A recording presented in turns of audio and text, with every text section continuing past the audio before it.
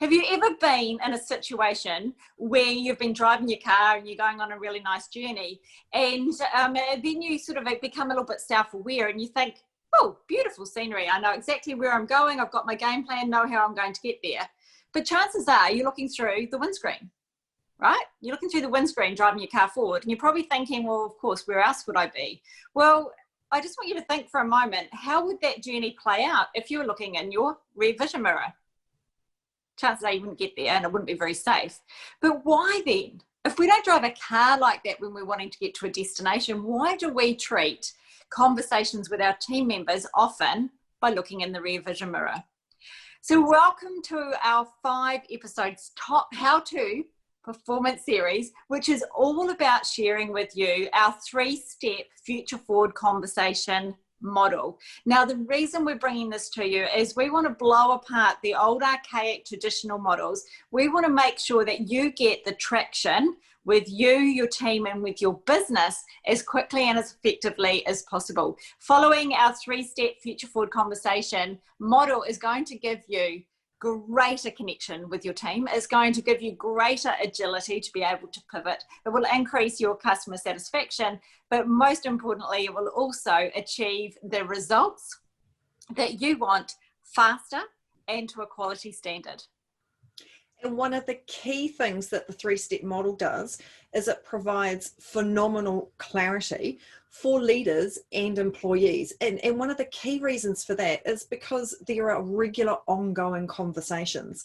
And that sends messages that these conversations are going to be completed at a specific time on an ongoing basis. Those conversations are going to be really specific to the individual's performance, and they're going to contain really well thought out comments and suggestions. They're more likely to reflect the history of the performance in a very recent and focused period of time, as opposed to looking back over 12 months.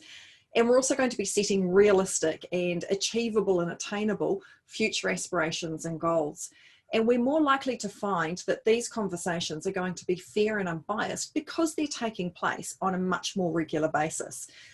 Most of us have been in a situation where we've had the email from HR or our manager saying, it's time for your annual performance review. And you sit there thinking to yourself, oh, man, that's that 12-page document that I've just got to try and complete. And actually, I don't even recall what my objectives were from last year. And actually, chances are that they're not even relevant.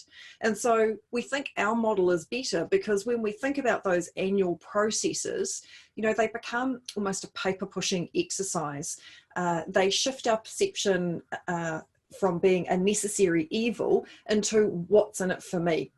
And it allows for more agility in the process. It builds trust and connection between our managers and employees.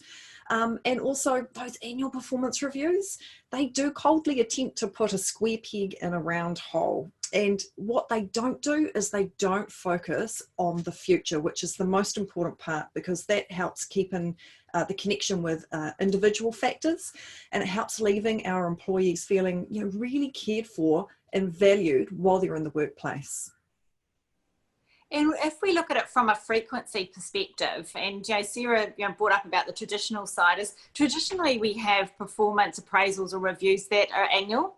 Whereas what we're really suggesting here is you can't run a business in these times by the annual reviews. What we do need to do is we need to make sure that we bring it back to be more frequent. So our recommendation is quarterly reviews. Have future forward conversations with your middle to senior leaders and team members every quarter, and then every month check in with them to make sure that how they're progressing, offering it ongoing support, changing it up as required. And then, of course, goes without saying, is making sure, of course, you've got the on-job daily, weekly feedback. Now, the other thing that we want to have a look at, and I just want to share with you very quickly, is over these next upcoming episodes, what we're going to do is we're going to deep dive into one different part of that future forward conversation in each episode. So the next episode is going to focus on part 1, That's all around the debrief and reflection piece of your future forward conversation. And this is absolutely critical. Now, quite often, that's the rear vision mirror stuff. So we want to keep that agile and smart, but we also want to make sure we weren't lazy leaders leading up to this. So there'll be absolutely zero surprises. This is all about more just a reset, a refocus, just getting that base platform. Then the following episode is going to be focused on our part two. Part two is all around, well, okay, what does that future look like? Where is that expectation that we need to work towards together?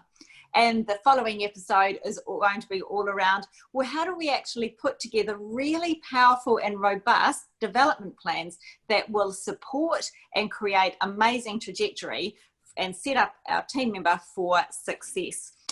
When we're going through these episodes, we want to make sure that they're really good and tangible for you. So they've got a how-to series. So what we've got is there's 2 parts to each episode. The first part of the episode is going to be all around the content, what you're going to cover. And the second part of each episode is going to be sharing with you hacks around phrases and ways to have the conversation when you're talking about that particular part in your future forward conversation. So just to jump back in, so 3 reasons why we believe our model delivers better results. The first is around clarity. When we're having those regular conversations, we're always on the same page. We know what's going on. We also understand what's next.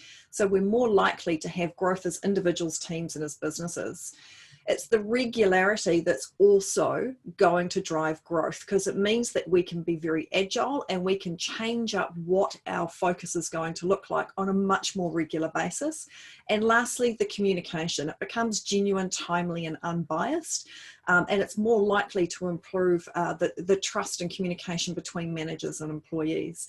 And Kirsten and I are avid believers that even though you have a future-focused conversation framework, that actually we're having these conversations on a daily basis about what's happening. So join us for our How-To Performance series, which is based on our easy 3-step future-focused conversation framework. And we really look forward to sharing the first part of the framework with you next week.